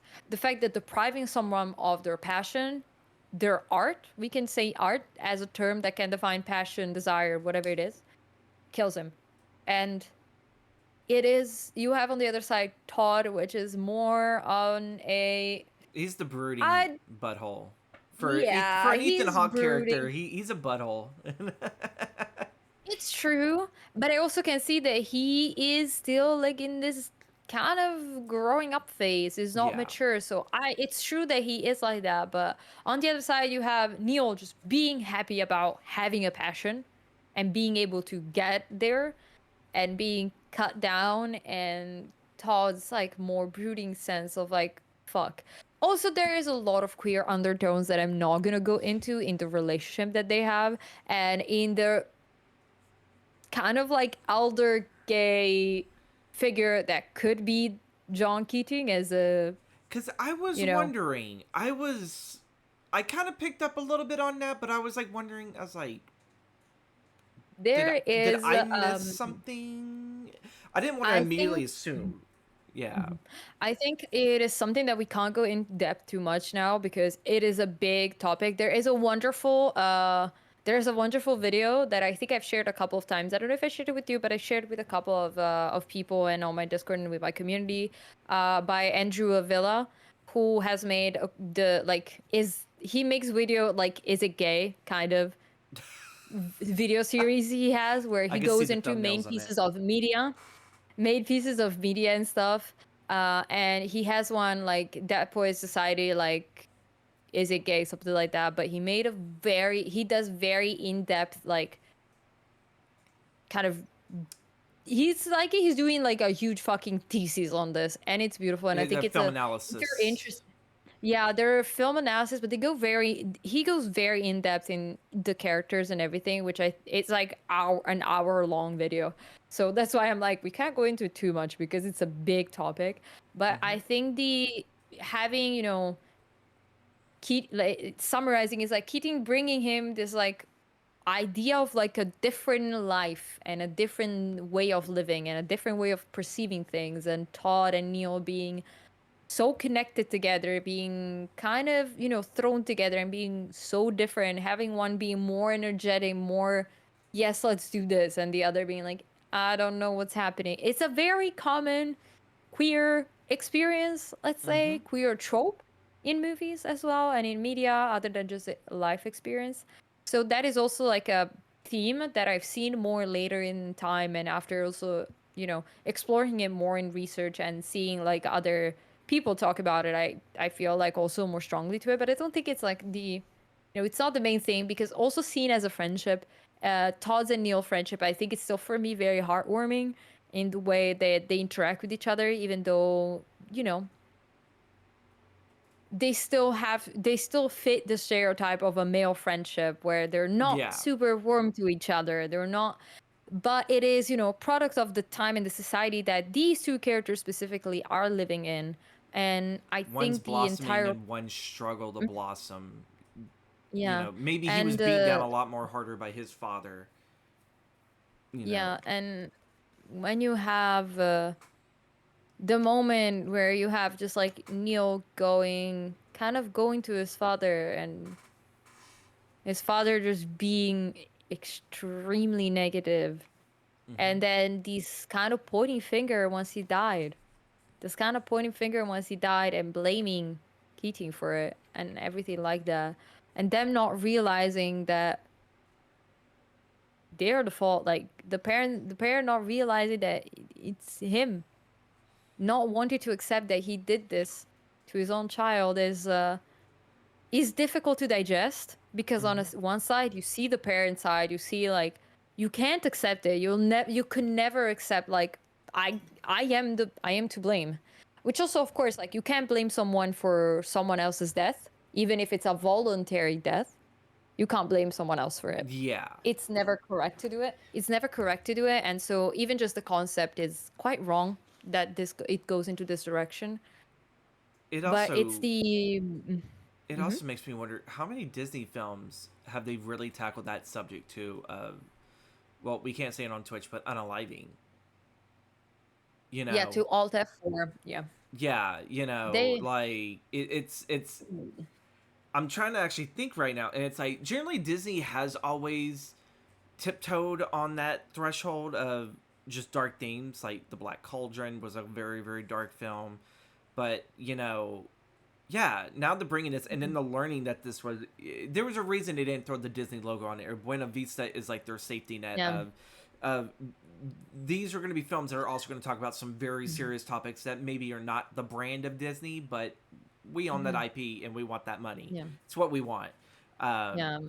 They couldn't like there is I don't think they could have made this movie, you know, because a when Disney people movie. associate Disney, they associate Cinderella, Sleeping Beauty, Beauty and the Beast, Aladdin, But which even this if was we even look before at that, you know. yeah, I'm trying to think like even if we look at more live like You mean the live action stuff? movies, live action stuff, like not Disney in the sense of like the latest live action stuff. I'm thinking of like other. Oh my god, what other things did oh god, I forget all the live action things that Disney did, but they did Disney other live technically did action. do the Lady Killers, which was a very black comedy that had it had the N word in it. But this was when I think Disney had acquired DreamWorks and everything, Oh yeah, which because that's yeah. what Jeffrey not Cassavetes, he was trying to be president of Disney, and he pissed off a lot of people and they kicked him out, and he went to go form DreamWorks, which he founded Shrek, and he did all that. But yeah, the Lady Killers was like right towards the end of DreamWorks stuff before Disney bought them out, and so like the Mhm, Lady Killers was a pretty strong mhm, black comedy mhm, kind of film. And then you look at the Song of the South, that was a Disney film, that was live action, and that was pretty racy. So mhm, there are some live mhm. action stuff that they've either played it like Yeah, too kid friendly, so it may have a nostalgia factor, but it doesn't hit nearly as hard as Dead Poet Society would have. This is the yeah. this is the I, special exception of to have a film speak to the audience. You I know. do think that the cast has a lot to do Hmm. because I think the cast in this movie, honestly, like I feel like the main actors are like I can't imagine casting someone else. I didn't even I watched it in Italian the first times, of course, and then I watched it in English. And watching it in English, I feel like they're everyone acts in a way like the actual acting is very realistic in a way. Hmm. The way, especially they react to like each other's, acting is reacting kind of deal. But the Yeah. way even the small acting that everyone does in that movie is so perfect Hmm. in the way that students react to each other, react to the teacher, react to different things happening is very real. As someone who has been in university not super long ago, I was like, yeah, no, if you have a professor saying some dumb shit, saying something that's fucking confusing, you will look at each other like that, being like, the Yeah. fuck is this? Being like, you good, bro?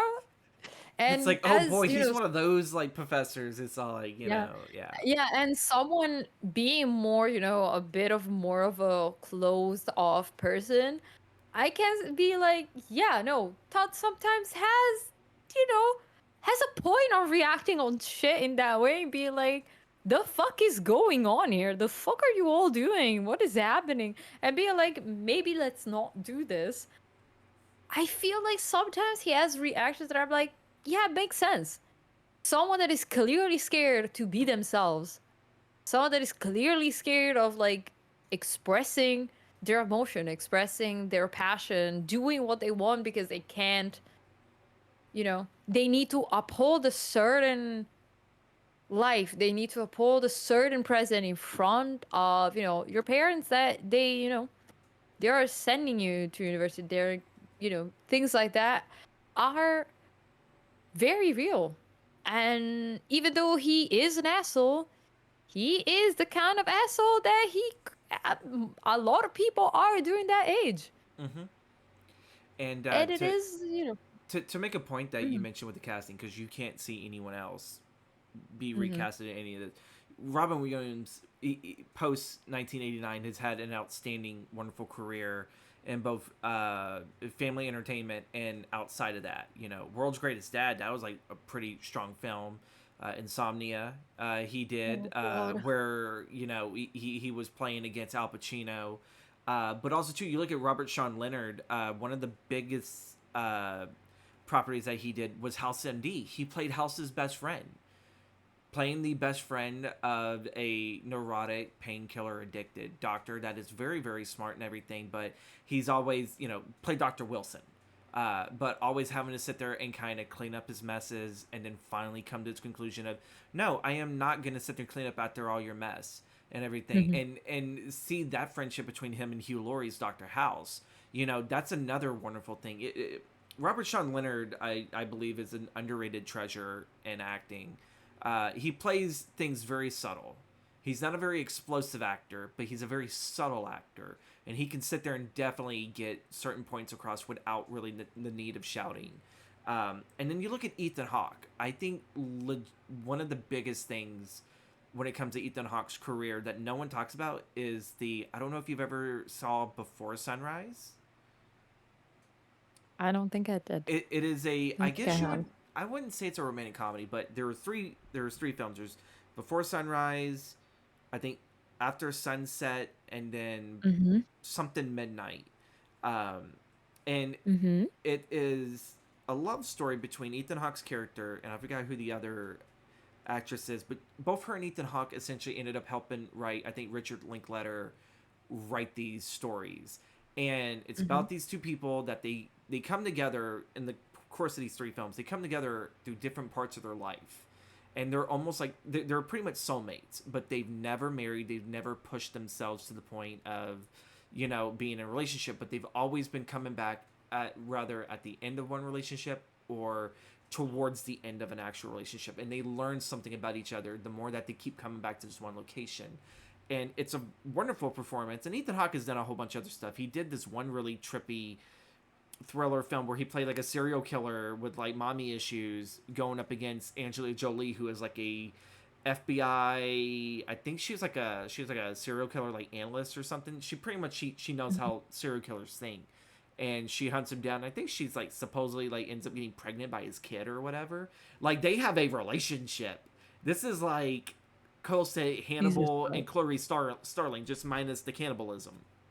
Um, and then of course you look at Black Phone. Black Phone was an interesting one Ethan Hawke did, where he was a child killer, written by Stephen King's son Joe Hill and everything, and that was an outstanding performance. And each one of these actors, has a wonderful performance. And then Kurtwood Smith gets to play the opposite father, where he was a bit judgmental in that '70s show, but Mhm. towards the end, he kind of comes around his own son, and they start to understand them a little bit better.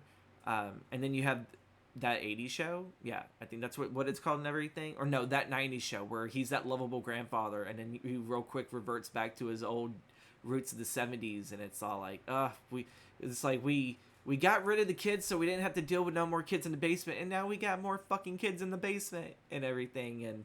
And Lara Flynn Boyle, I had no clue what the fuck happened to her, but there is another casting story that I really want to talk about. So before Peter Weir got into it, Jeff Mhm. Kanu was the original director of this film. Mhm. I don't know anything that he wrote because, again, we only had so much time, so I didn't go that deep. But he wanted Liam Neeson Mhm. to play the role of John Keating. Now Liam Neeson. this is post Schindler's List. So I really do believe that maybe Liam Neeson could possibly play a professor character that was definitely trying to reach the humanity through the arts to his students. I do believe that, but that would have been probably less That of would have what been Robin weird. Williams would have done. I think Liam would have taken it far more serious. Like, Yeah. I think because Robbie Williams can bring the fun. yeah, He's more fun. but I don't know if I can see Liam Neeson bringing in the fun he's as not the much. only actor that was offered this role. I guess during Jeff Okay. Kanu's role, there was Dustin Hoffman, Mel Gibson, Tom Hanks, and Mickey Rourke. Which this is weird because '89, this is Mickey Rourke, I think, about to get ready into his drug binge and his troubles with substance abuse. Then maybe that would have been a great case. I'm Like, trying like, to think of Mel Gibson. well, this Mel is like, Gibbs? this is like Mel Gibson, like probably post Lethal Weapon and everything. He had yet to do. I'm forgetting what's the name of the film that he did where It was essentially when the British were invading the U.S. and it was the American Revolution. He played a really really good father in that, where he loses most of his sons, and I think he only has one son and one daughter left. And he's like a pacifist. Apparently, he was known to fight during the war, and I think he was like trained by Native Americans or something like that, or I think he just allied with them. The Patriot, that's what it's called, the Patriot. And the guy who plays Malfoy's father in the Harry Potter films is the villain in that one.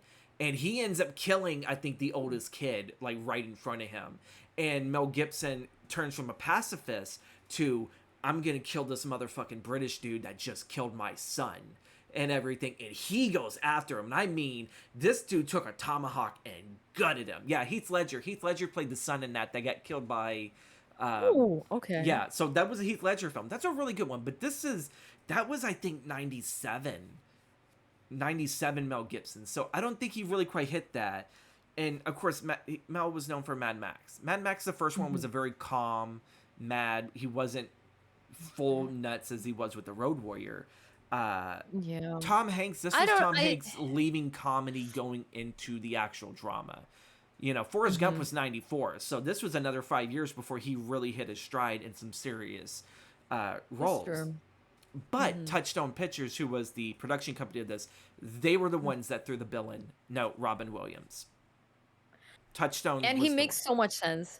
Yes. He makes so much sense in this movie. Patriot, like, I cannot imagine. I'm trying to think of what other this movie. When did this movie come out? 89, right? 89. This was the year that also too Robin Williams. Well, really, it would have been 88, but still, this film probably was made in 88.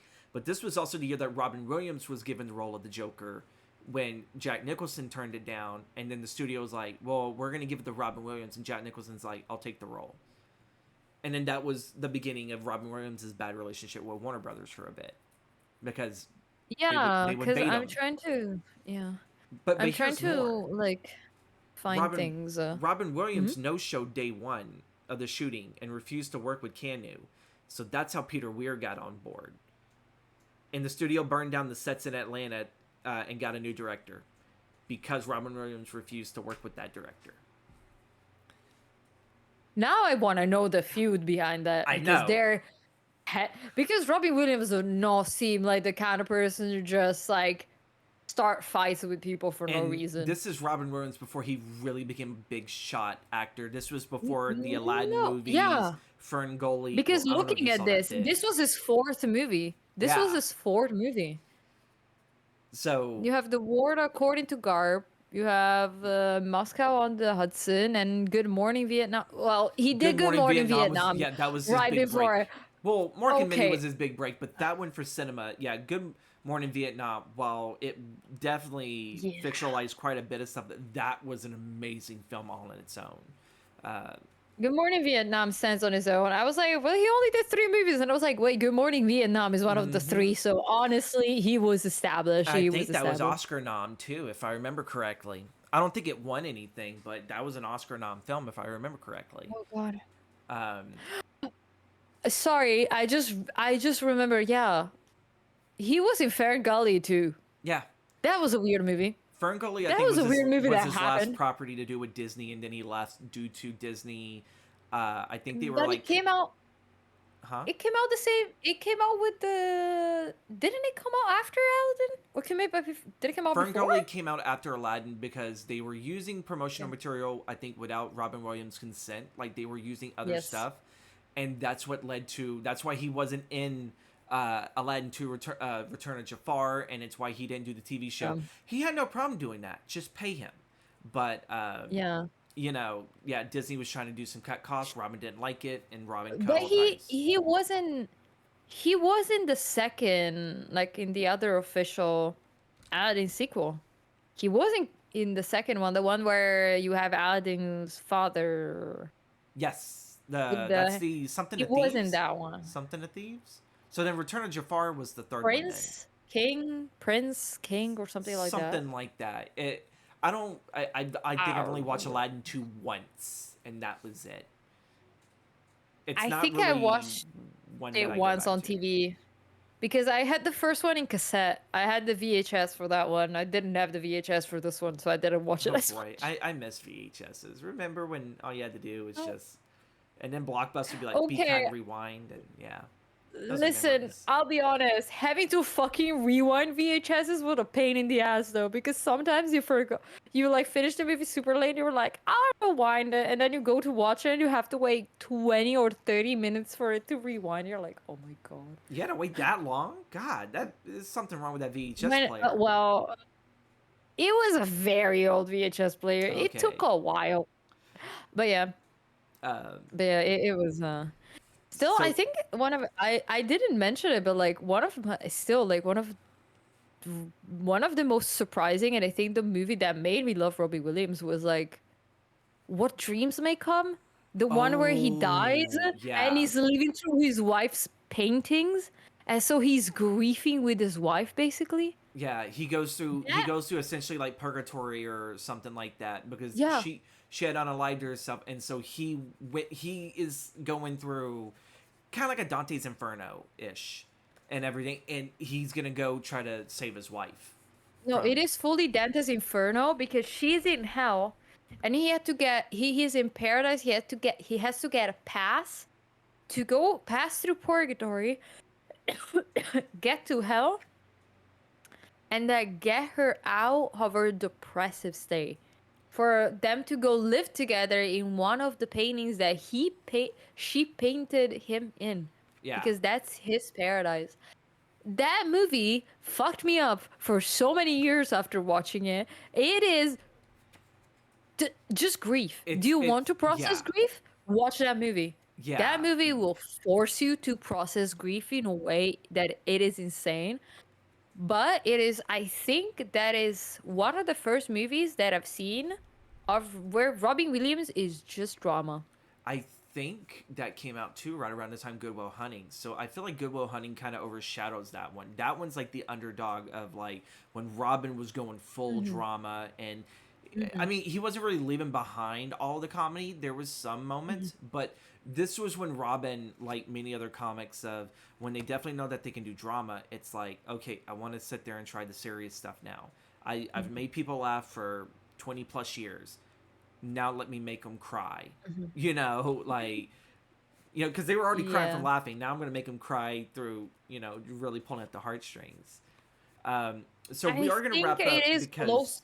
Yes. we're Yes, almost at I'm sorry. the I'm going two on a hour mark. tangent otherwise. You're fine. So this is something new. Generally, we would definitely do like a rush of questions, like like a fast date or something like that. But I decided to want to do something just a little different, a little bit interesting, a little bit experimenting. So. If you're familiar with word association, you say one thing that comes to mind after the person says a word. Well, this one's movie association, so it's whatever whatever word that I give you, you associate whatever movie to it. So we're gonna go down the line. We have, I think, 8. Yeah, we have 8. I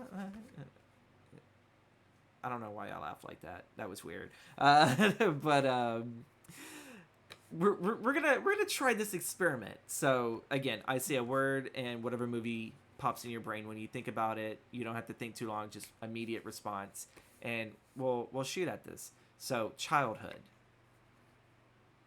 Spirit, the horse movie. As a child, I watched I've it a only saw lot. clips of that, but I Like a never lot, a got to see lot. the full thing. High school. It's an insane movie. High school. Oh my god. Honestly, SLC. I watched it a Heartbreak. lot in high school. Oh my god, that's a difficult one. Heartbreak, heartbreak, heartbreak. What movie do I think of? I'm still thinking about SLC Punk. It takes me a second. I think probably The Monster by Roberto Benigni. Okay. We got some Italian Okay, cinema now going. First Love. of course. First Love. First Love. Uh, I don't know how related it is, but I'm trying to remember the title of the movie. I have the movie in my brain. I don't remember the title, which is it's a hard thing to describe now. I know who is in it, so I will just search the actress's name. Okie dokie. I've already made her trip quite a few times, so Yeah, I know. this My is brain is. fun. My next guest maybe Oh God. I may have to do this one just for it. Honestly, the only okay, it's not a great association. The only reason why I have this movie in mind is because I watched it a lot with the first person I was in love with. It is American Beauty. Great, it's Interesting, not. But interesting. I watched it a lot with that person. It is a So great film, but sadly, the person related to that film is a piece of shit. yeah, Yeah. yeah. Fear. Scream, because we've mentioned it before. Bliss. Oh, Bliss. It's definitely, without a doubt, Castle in the Sky. Sadness. No doubt. Well, didn't we just mention it? What dreams may come. Come on. Okay. And funny. Funny. I don't want to mention the birdcage again because that seems that I will mention Wet Hot American Summer though. All right. We got that. Because, That was in the bag. let's go. That was in the Just bag. mentioning it. Just mentioning it because I love mentioning that movie connected to Sleepaway Camp. We may definitely sit there and talk about that come the Summer of Horror event in July and everything. But thank you so much, Kato, for this interview, for this chit chat about cinema. We definitely went a lot longer than we want to, but you know what? I'm all fucking for it because this was definitely a fun interview. Where can the people find you on the socials? Well, you can find me everywhere. Literally everywhere at CatxSoho. Literally everywhere. Everywhere. And I made it easy.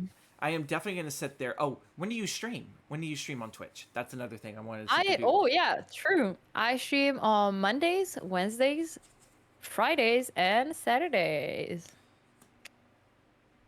Turn on the sound applause. I want to do the applause for Kat. All right. Well, we may actually lose a little bit of the camera thing. I actually need to give my sister access to my sound alerts, so then I could just sit there and tell her, you know, hey, it's like, all right. So here we go. Sound alerts are enabled. Do not spam them. Just the applause. Our next guest actually is going to be Ghost Girl, who did pop into the chat earlier today. We are going to be talking about some interesting films. She already kind of gave me one, which I was not actually expecting, but I do believe that I cannot wait to talk about this film and watch it because she's gonna stream it. It's staying out of stock. You may have to reload it. But yeah, there is a specific film that she showed me that we're gonna actually watch before the interview. That I cannot wait to sit there and try out. But yeah, Ghost Girl will be our next guest, April 14th for when it's released. Probably by the time that this episode gets released on YouTube, I think April 14th will already have passed and everything. But thank you so much again, Kato, for the movie talk and everything. I freaking enjoyed every bit of it and everything, and I definitely can't wait to sit there and have you back on to talk about some more cinema.